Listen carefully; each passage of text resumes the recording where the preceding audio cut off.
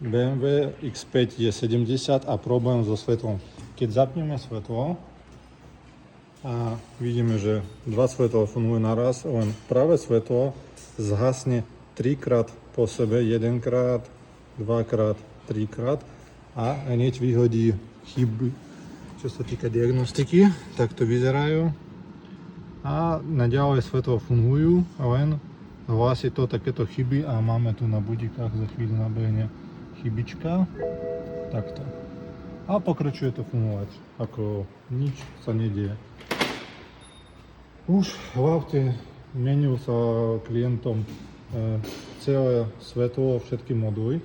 Potom sa to dostalo ku mne. Ja som prehodil z ľavej strany na pravú všetko, pomenil, ale fakt to ani nepomohlo. A začal som testovať ďalšie veci a sa narazil na takýto problém. Takže takto vyzerá kabeláž. Kabeláž je tu.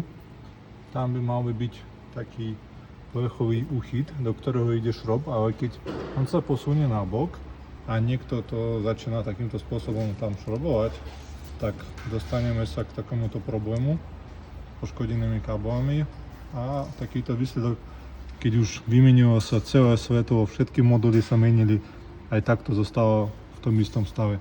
Ideme to upraviť a ukážem výsledok.